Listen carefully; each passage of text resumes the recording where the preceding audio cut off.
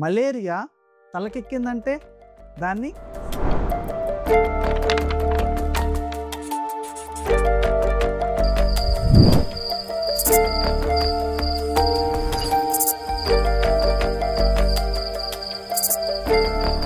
Cerebral అంటే brain అని, malaria అంటే మలేరియా జ్వరం వచ్చింది అని. అంటే ఏదైతే మలేరియా జ్వరం తలకెక్కింది అని అంటారో చూసారా, దాన్ని సెరిబ్రల్ మలేరియా అంటారు.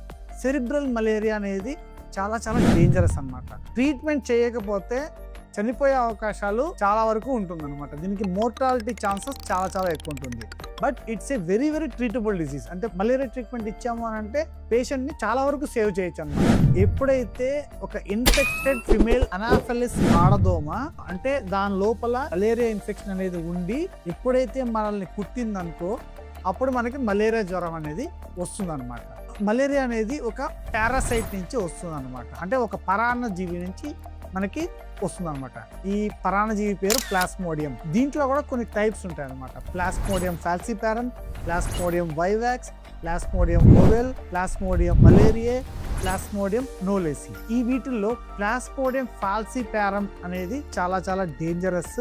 ఇది సెరిబ్రల్ మలేరియాని చాలా వరకు ఎక్కువ కాజ్ చేసేదన్నమాట. ప్లాస్మోడియం ఫాల్సిపారము మన బాడీలో ఉండి బ్రెయిన్కి చేరిన తర్వాత ఈ సిమ్టమ్స్ అనేది మనకి స్టార్ట్ అవుతుంది. సెరిబ్రల్ మలేరియా సిమ్టమ్స్ ఎలా ఉంటుంది అని అంటే 3 to 4 days బాగా జ్వరం వచ్చేసి మనకి వెంటనే ఫిట్స్ రావడం కానీ లేకపోతే పక్షవాతం రావడం కానీ జరుగుతుంది.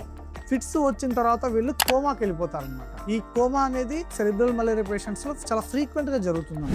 చిన్నపిల్లల్లో కానీ తర్వాత పెద్దవాళ్ళకి కానీ ఫిట్స్ కానీ లేకపోతే కోమాకి వెళ్ళే అవకాశాలు చాలా చాలా ఉంటుంది. చిన్నపిల్లల్లో ఒకవేళ ఫిట్స్ కోమాకు వచ్చిందనంటే వీళ్ళు చాలా వరకు రికవర్ అయిపోతారు అనమాట. అంటే అలా వచ్చి అలా వెళ్ళిపోయే అవకాశాలు ఉంటాయి. కానీ పెద్దవాళ్ళలో మాత్రము ట్రీట్మెంట్ చేయకపోతే దీర్ఘకాలికంగా వెళ్ళిపోతారు అనమాట.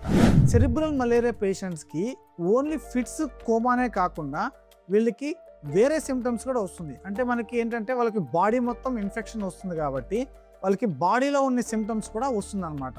అంటే ఏ రకంగా అంటే వీళ్ళకి షుగర్ అనేది తగ్గుతుంది, ఊపిరి తీసుకోవడం చాలా కష్టంగా ఉంటుంది, మెటబాలిక్ అసిడోసిస్ అంటారు అనమాట, రీనల్ ఫెయిల్యూర్ అంటే కిడ్నీ కూడా ఫెయిల్ అయ్యే అవకాశాలు ఉంటాయి వీళ్ళకి, పల్మనరీ ఎడిమా ఊపిరితిత్తుల్లో నీరు చేరడం అనేది జరుగుతుంది, తర్వాత కామెర్లు జాండీస్ అనేది వస్తుంది, రక్తం అనేది తగ్గిపోతుంది అనమాట. వీళ్ళకి ఈ లక్షణాలు అనేది వీళ్ళకి చూపిస్తుంది.